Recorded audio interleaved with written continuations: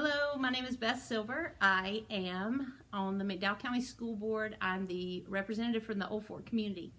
But more importantly than that, I am a recently retired school teacher from McDowell County Schools. So excited that Miss Green asked me to come and read to you a fairy tale. I'm doing a fractured fairy tale called Bubba, the Cowboy Prince.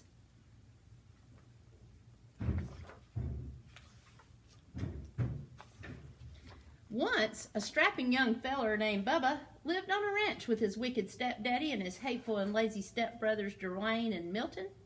Bubba's stepdaddy spoiled Dwayne and Milton no end, but Bubba worked from sunup to sundown doing the chores of 3 ranch hands. Bubba never complained, though. He loved ranching.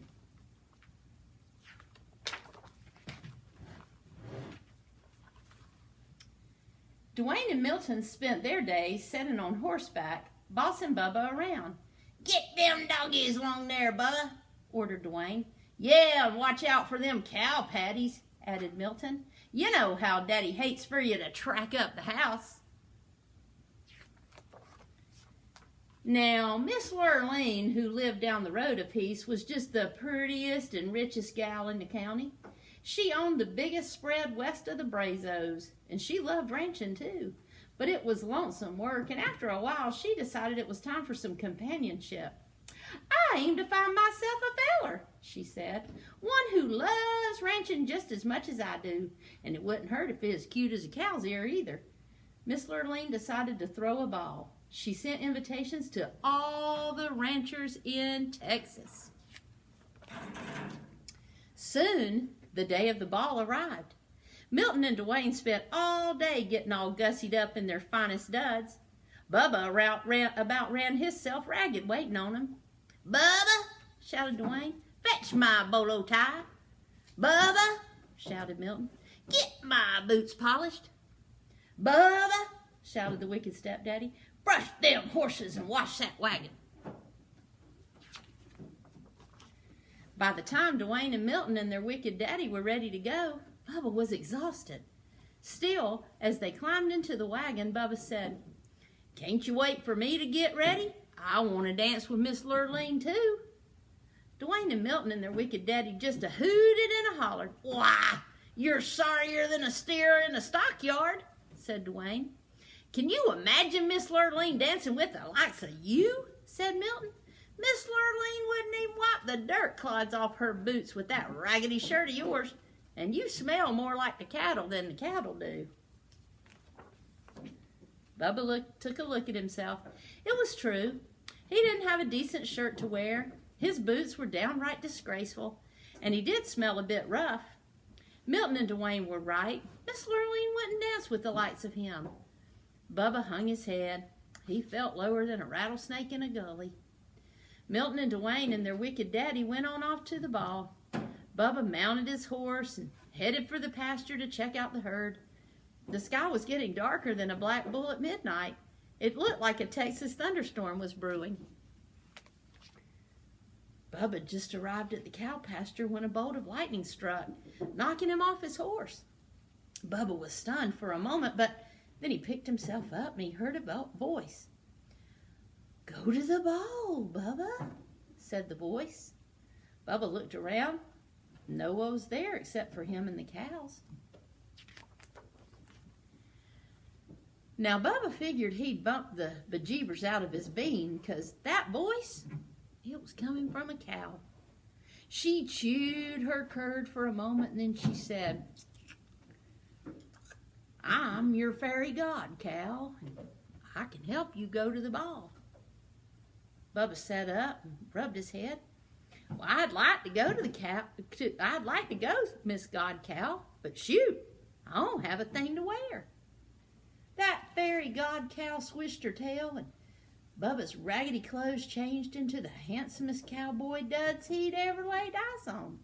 His jeans were crisp, his boots were shiny, his shirt was dazzling, and his Stetson was whiter than a new salt lick. "Well, I look downright pretty," said Bubba. The fairy god cow swished her tail again, and A nearby steer turned into the most beautiful white stallion Bubba had ever seen. Now, you go on off to that ball, Bubba, and have a good time dancing with Miss Lurleen. But you best be home by midnight, 'cause that's when my magic runs out. Yahoo! Shouted Bubba as he jumped on the white horse and galloped off to the ball. When Bubba arrived, the hoedown was in full swing. But every time Miss Lurleen finished a dance, she yawned. There goes another $10 Stetson on a 5-cent head, she complained. Where are all the real cowboys? By the time it was Bubba's turn to dance with Miss Lurleen, it was almost midnight. Soon she saw Bubba. Miss Lurleen's eyes lit up. Wah! You're as cute as a cow's ear, she said. Bubba blushed and took Miss Lurleen in his arms and started dancing. Dwayne and Milton turned purple with jealousy. Who's that dude? Said Dwayne. I don't recollect seeing him before, but he does look a mite familiar, said Milton. Do something, said their wicked daddy. That cowboy's a winning Miss Lurleen's heart.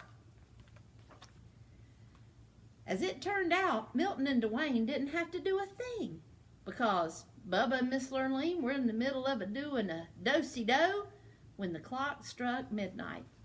Suddenly, Bubba's fine duds turned into dirty rags that he wore around the ranch.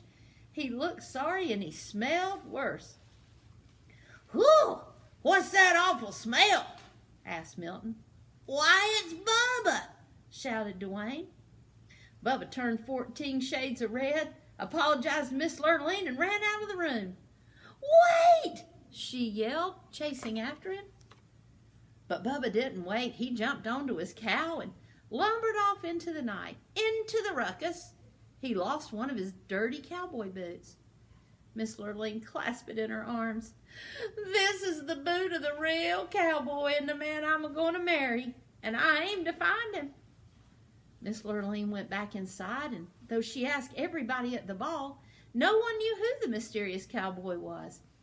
No one except for Dwayne and Milton and their wicked daddy, that is, but they weren't talking. The next day, Miss Lurleen went from ranch to ranch looking for the cowboy who owned the boot. When she came to Dwayne and Milton's ranch, both of the brothers tried it on, but it didn't fit. Miss Lurleen had just climbed onto her horse to leave when Bubba rode up. He was dirty, sweaty, and smelly from working with the cows. He was only wearing one boot. Miss Lurleen jumped off her horse and ran over to Bubba. Try this on, she cried. Bubba took his dirty old boot and pulled it on. Much obliged, ma'am, he said, blushing. It fit perfectly. You're my prince in cowboy boots, shouted Miss Lurleen. I'd recognize that smell anywhere. Marry me, cowboy, and help me work my ranch.